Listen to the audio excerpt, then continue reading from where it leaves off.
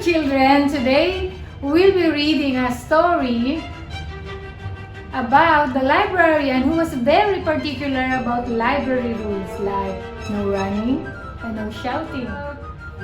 Enjoy our story! Library Lion, written by Michelle Knudsen, illustrated by Kevin Hawkes. One day, a lion came to the library. He walked right past the circulation desk and up into the stacks. Mr. McBee ran down the hall to the head librarian's office. "Miss Merriweather!" he called. "No running!" said Miss Merriweather without looking up. "But there's a lion!" said Mr. McBee. "In the library!" "Is he breaking any rules?" asked Miss Merriweather. She was very particular about rule breaking. "Well, no," said Mr. McBee. "Not really."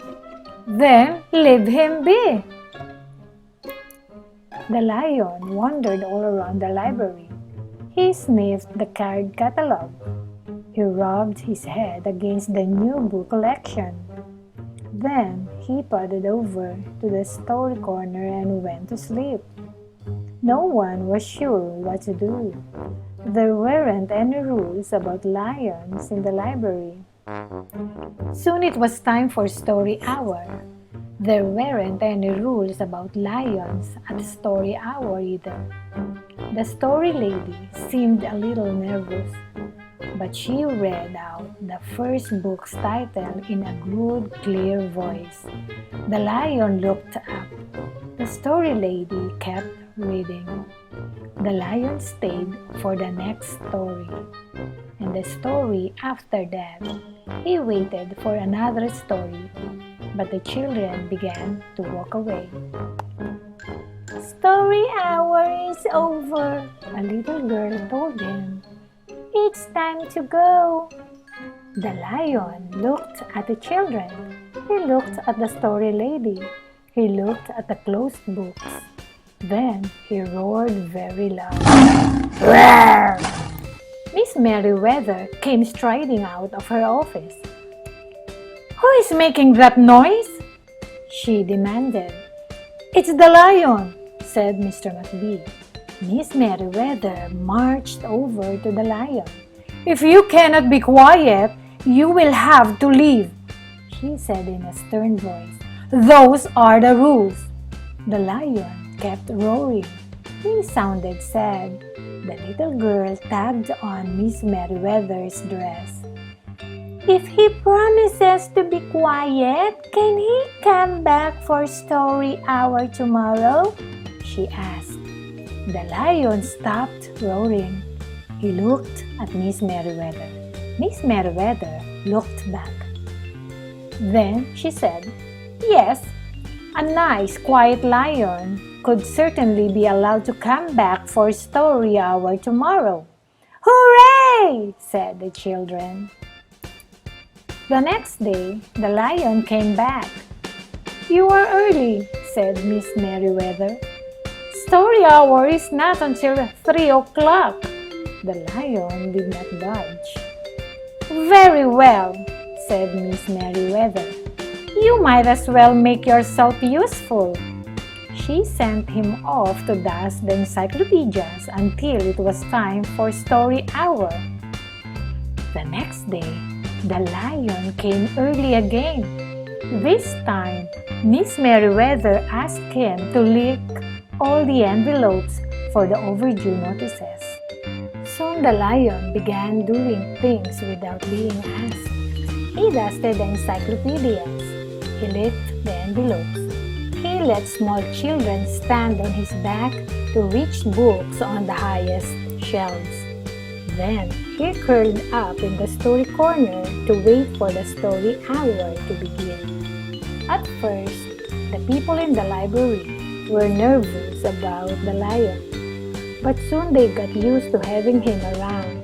In fact, he seemed very well suited for the library. His big feet were quiet on the library floor. He made a comfy backrest for the children at the story hour, and he never roared in the library anymore. "What a helpful lion!" people said. They patted his soft head as he walked by. "How did we ever get along without him?" Mr. McBee scowled when he heard that. They had always gotten along fine before. No lions were needed. Lions, he thought, could not understand rules. They did not belong in the library. One day, after he had dusted all the encyclopedias and licked all the envelopes and helped all the small children, the lion padded down the hall to see Miss Merriweather's office to see what else there was to do. There was still some time left before story hour. "Hello, Lion," said Miss Merriweather. "I know something you can do. You can bring a book back into the stacks for me. Let me just get it down from the shelf." Miss Merriweather stepped up onto the step stool. The book was just out of reach. Miss Merriweather stood on her toes. She stretched out her fingers. "Almost there," she said. Then Miss Merriweather stretched a little too far. "Ouch!" said Miss Merriweather softly. She did not get up. "Mr. McBee," she called after a minute. "Mr. McBee!" But Mr. McBee was at the circulation desk. He could not hear her calling. "Lion," said Miss Merriweather, "please go and get Mr. McBee." The lion ran down the hall. "No running!" Miss Merriweather called after him. The lion put his big front paws up on the circulation desk and looked at Mr. McBee. "Go away, lion," said Mr. McBee. "I'm busy." The lion whined. He pointed his nose down the hall toward Miss Merriweather's office. Mr. McBee ignored him. Finally, the lion did the only thing he could think of to do. He looked Mr. McBee right in the eye. Then he opened his mouth very wide, and he roared the loudest roar he had ever roared in his life. Mr. McBee gasped. "You're not being quiet," he said to the lion. "You're breaking the rules." Mr. McBee walked down the hall as fast as he could. The lion did not follow him. He had broken the rules. He knew what that meant. He hung his head and walked toward the doors. Mr. McBee did not notice. "Miss Merriweather!" he called as he walked. "Miss Merriweather, the lion broke the rules! The lion broke the rules!" He burst into Miss Merriweather's office. She was not in her chair. "Miss Merriweather?" he asked. "Sometimes," said Miss Merriweather from the floor behind her desk, "there is a good reason to break the rules, even in the library. Now, please go call a doctor. I think I've broken my arm." Mr. McBee ran to call a doctor. "No running!" Miss Merriweather called after him. The next day, things were back to normal. Almost. Miss Merriweather's left arm was in a cast. The doctor had told her not to work too hard. "I will have my lion to help me," Miss Merriweather thought. But the lion did not come to the library that morning. At 3 o'clock, Miss Merriweather walked over to the story corner. The story lady was just beginning a story for the children. The lion was not there. People in the library kept looking up from their books and computer screens, hoping they would see a familiar furry face. But the lion did not come that day. The lion did not come the next day either, or the day after that.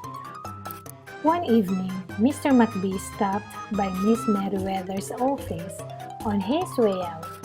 "Can I do anything for you before I go, Miss Merriweather?" he asked her. No, thank you, said Miss Merriweather. She was looking out the window. Her voice was very quiet, even for the library. Mr. McBee frowned as he walked away. He thought there probably was something he could do for Miss Merriweather after all. Mr. McBee left the library, but he did not go home. He walked around the neighborhood. He looked under cars. He looked behind bushes. He looked in backyards and trash cans and tree houses. Finally, he circled all the way back to the library. The lion was sitting outside looking in through the glass doors. "Hello, lion," said Mr. McBee. The lion did not turn around. "I thought you might like to know," said Mr. McBee, "that there's a new rule at the library. No roaring aloud unless you have a very good reason. Say, if you're trying to help a friend who's been hurt, for example." The lion's ear twitched. He turned around, but Mr. McBee was already walking away. The next day, Mr. McBee walked down the hall to Miss Merriweather's office.